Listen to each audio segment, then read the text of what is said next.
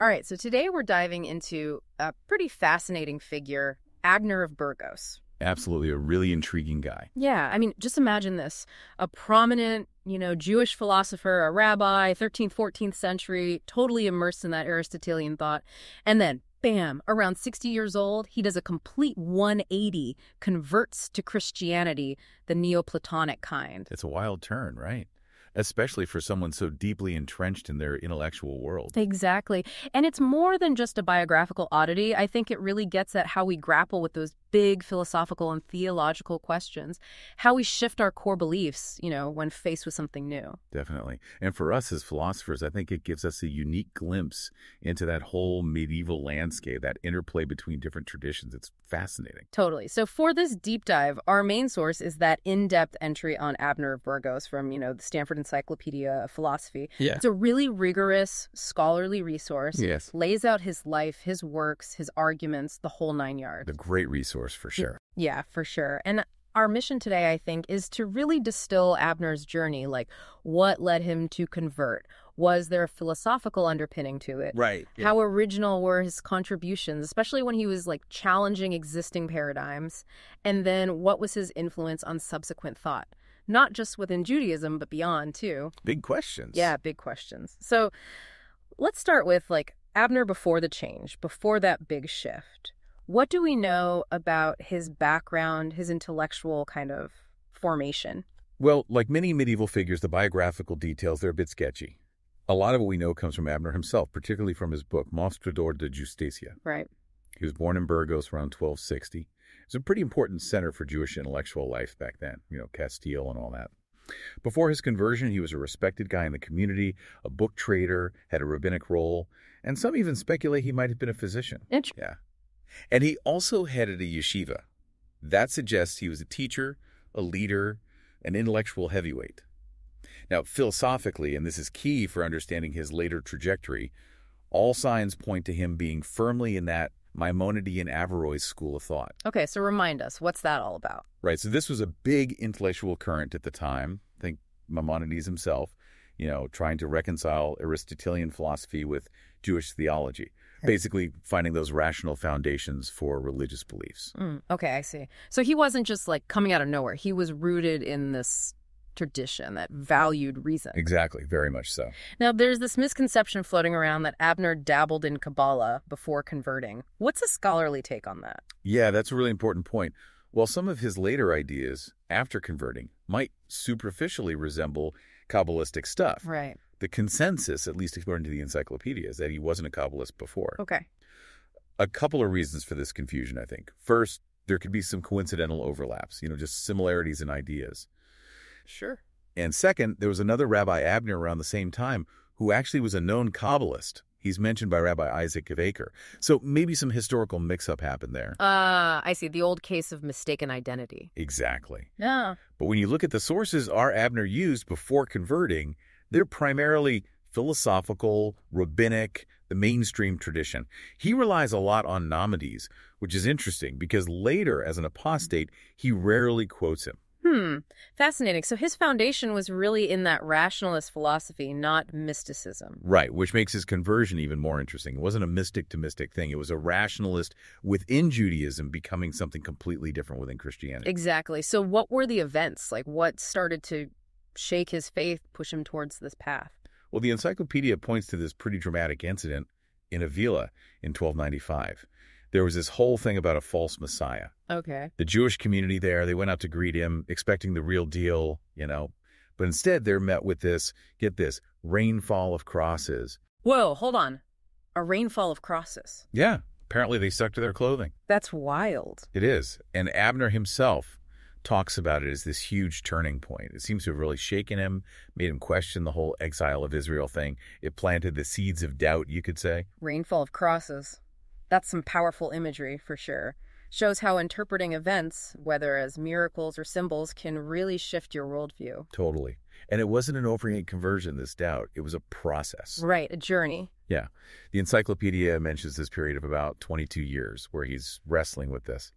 Then, around 1317, he has this pivotal dream. Oh, okay. What happened in the dream? So in the dream, he meets this man who tells him to be a teacher of righteousness and to lead his people out of exile. Interesting. Yeah. And the name he's given in the dream is Mostrador de Justicia, indicator of justice. And guess what? That becomes the title of his major work later on. Whoa, no way. Yeah, it's pretty wild. The dream seems to have really intensified his uncertainty and maybe pointed him towards a different understanding of righteousness, of liberation for his people. It's like that dream gave him a purpose, almost. Yeah, you could say that. But this wasn't the only dream. A few years later, around 1320 or 1321, he has another, even more impactful vision. Oh, wow. This time, the figure is clearly linked to Christianity. He's wearing crosses, and they're described as resembling the cross of Jesus. This dream seems to be the final push, the catalyst for his formal conversion. Wow, so it was like this combination of a public event interpreted through his lens, plus these powerful personal dreams. That's what led to this massive life change. It's a powerful story. It is. So what happened after he embraced Christianity? What did his life look like then? Well, he takes the name Alfonso de Valladolid, Okay. and he becomes the sacristan of this collegiate church in Valladolid. It was a position that probably gave him the time and resources to write all those books. Ah, I see. Makes sense.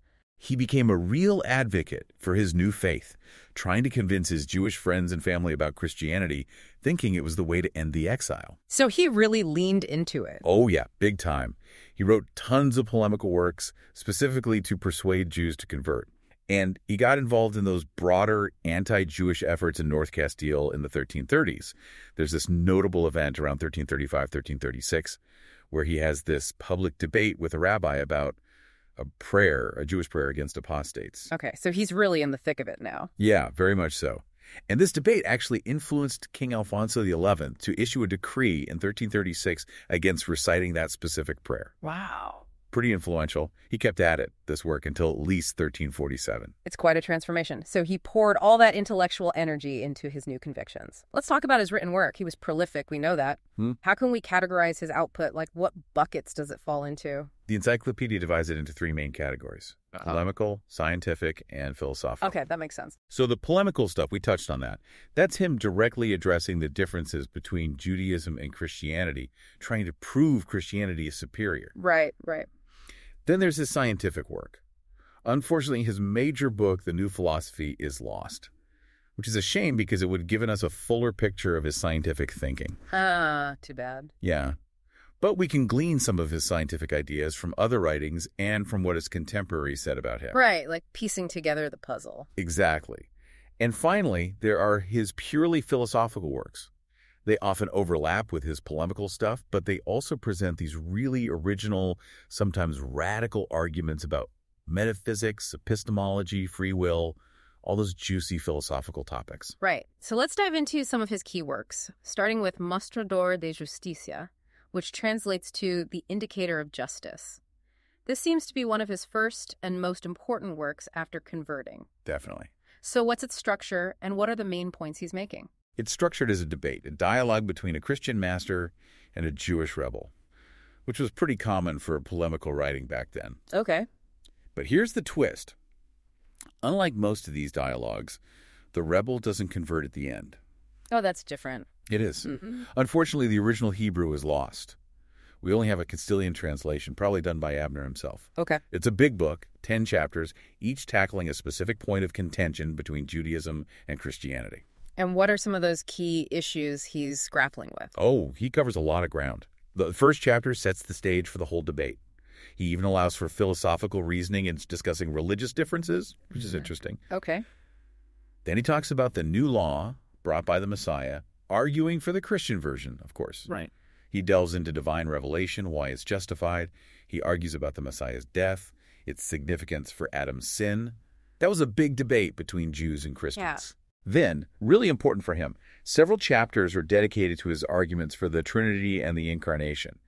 And he uses both philosophy and scripture to back them up. So he's blending those two worlds together. Exactly. Then he tries to prove Jesus was the Messiah while refuting the Jewish counter-arguments. He often links Jewish failings to prophecies about Edom. Oh, interesting. Yeah. He says the Jewish hope for a future Messiah is a false hope because the Messiah already came. And the exile is because they didn't recognize him.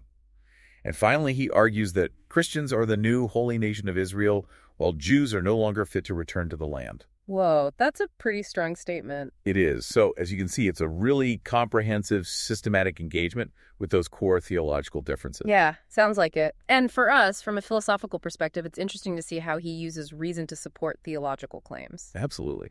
Now, another important work is Responses to the Blasphemer, also known as Teshuvat Lameref. This one was a direct response to criticism from one of his former students.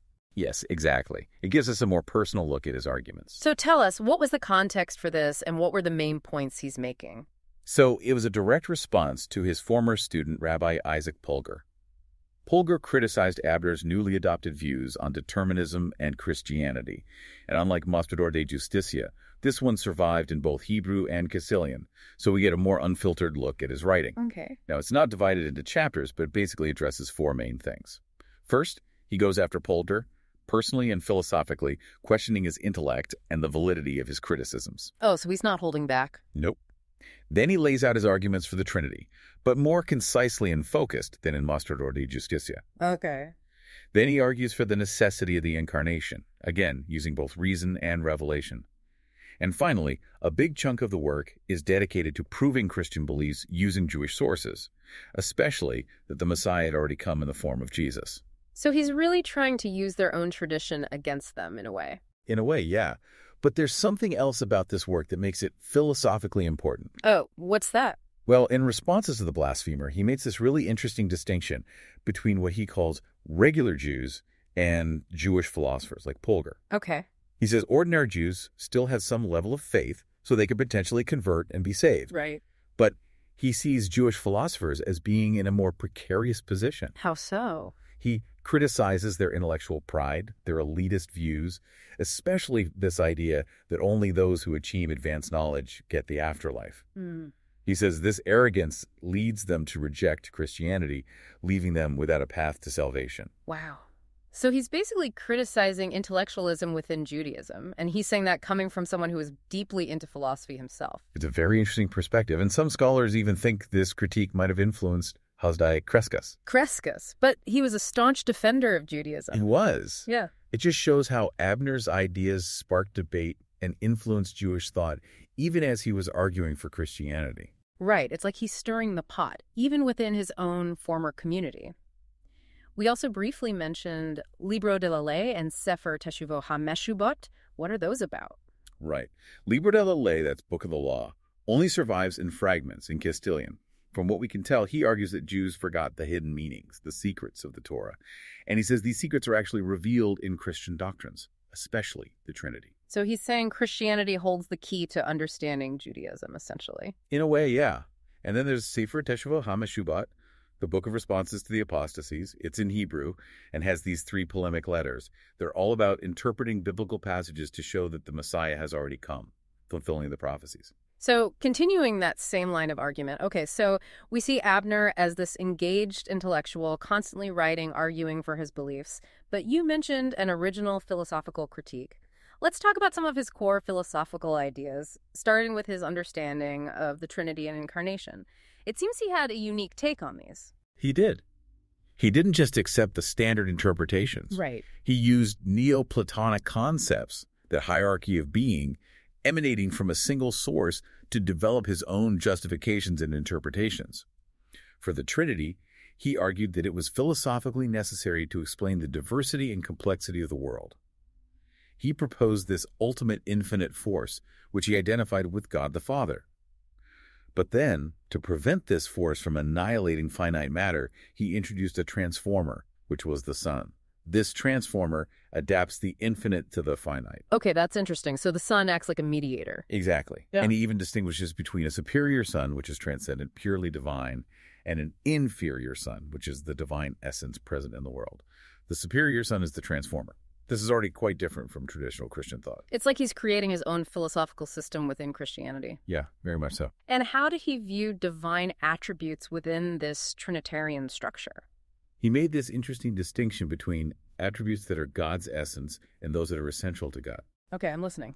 So the essence attributes are only differentiated within the Trinity. They have distinct manifestations within the Father, Son, and Holy Spirit. Okay. But attributes essential to God, like power, wisdom, goodness, those can be applied to any of the three individually, because they reflect those fundamental divine perfections that are shared across the Godhead. I see. So it's like a subtle distinction, but it has big implications for understanding God's nature. Exactly. And this idea actually influenced later thinkers like Crescas and Spinoza, who also grappled with the nature of divine attributes. So his theological innovation sparks philosophical debates even centuries later. It's fascinating how these ideas connect across time. Absolutely. So now, what about his view of the incarnation? How did that fit into his system? So for Abner, God's essence, specifically the inferior son, is present throughout the entire created world. Okay. He saw the world as corrupted matter, with varying degrees of this divine essence. Even the most basic matter has a bit of it, which is what gives it form. Humans are unique because we can purify our material nature and become closer to the divine.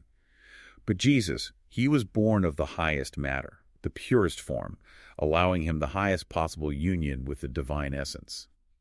But, and this is important, he said the superior son, the transcendent aspect, did not incarnate in Jesus. Okay. Jesus represented the ultimate manifestation of the inferior son, the divine essence already in the world, but in its perfect form. So the incarnation wasn't God entering the world from outside, but rather this divine presence that was already there reaching its peak in Jesus. Exactly. And this idea is tied to his interpretation of original sin and the Mosaic Law. Okay, let's hear it. He said Adam's sin was misunderstanding. Adam thought his intellect, which was a kind of incarnation of divinity in humans, was actually God. So he thought humanity was inherently divine. Okay. To correct this, the Torah emphasized God's unity and transcendence. But Abner thought this went too far. It led to denying divine immanence, God's presence in the world. And that led to denying life after death and ultimately moral decay. So Moses' focus on God's unity, while necessary, had this unintended consequence of obscuring the divine presence in the world. Right. So how did Jesus fix this, in Abner's view? Jesus, being born of higher matter, having more of the inferior son, plus his miracles and resurrection, show the divine essence exists in the world and comes from the superior son. This allows for salvation from that original sin of thinking we're God and gives us a true understanding of the relationship between God and the divine presence in everything. He even interpreted the Mass as reinforcing this. So he found a way to fit it all together. He did. But it's important to note, his views, while trying to bridge Judaism-Christianity, often contradicted official Catholic dogma. He was offering a radical Neoplatonic interpretation, drawing more from Arabic and Jewish philosophy. He was opposed to that Aristotelian Maimonian thing. He was developing his own independent ideas, quite different from traditional Christian Neoplatonists like Master Eckhart. So a real independent thinker forging his own path. Now, another big part of his thought was determinism. You mentioned Ofrenda de Zelos focused on this. What were his main arguments for a deterministic worldview? Abner was a strong believer in determinism. In Ofrenda de Zelos, he argues against Polgar, who denied God's foreknowledge of human decisions. He starts by explaining his understanding of the will. He says the capacity to choose, the potential that might be eternal, timeless, something inherent in the soul. But any act of willing in time is completely determined by preceding causes. Okay. He draws on Avicenna, who distinguished between eternal and temporal existence, applying that to the will. He uses this analogy of wax. Wax has the potential to be shaped, but its actual shape is determined by external forces. Right. And he applies this to possibility and accident. Something is only possible in relation to itself, our limited knowledge. But within the entire causal network of the world, everything is caused. So accidents are just events with complex causal chains we don't understand. So free will, that feeling of making uncaused choices, it's an illusion. For Abner, yes. Because God is the first cause, the omniscient creator. He knows all causes and effects. So everything, including human actions, is predetermined by God's initial causality. This solves the problem of free will versus divine foreknowledge.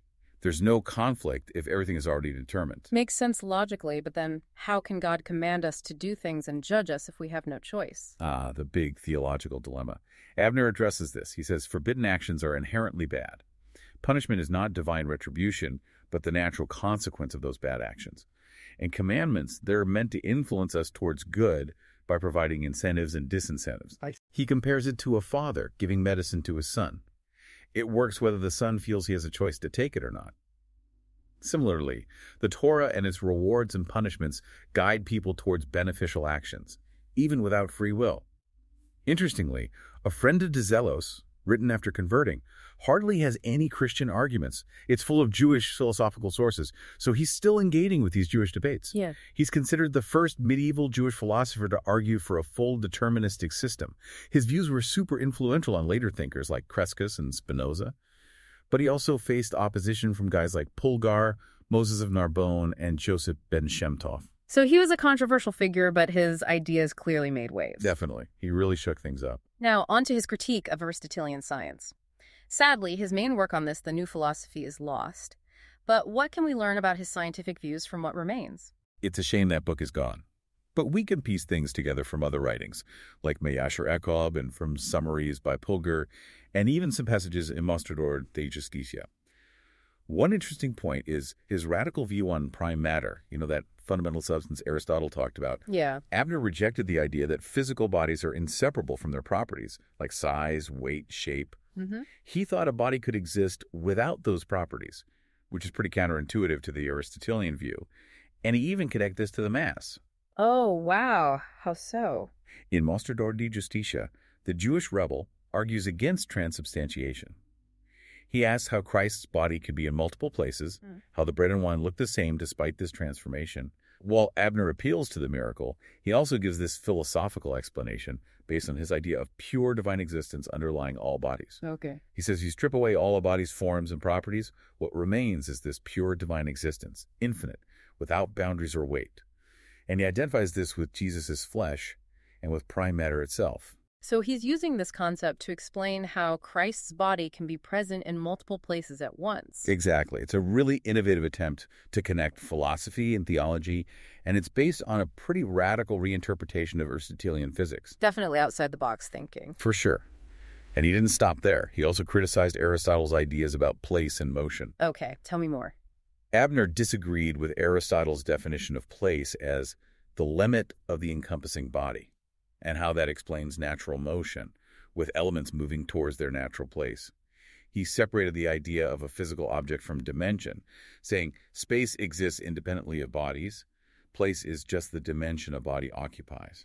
And motion isn't about attraction to a natural place, but about interacting forces. So he's basically rejecting Aristotle's whole concept of natural place and final cause. Exactly.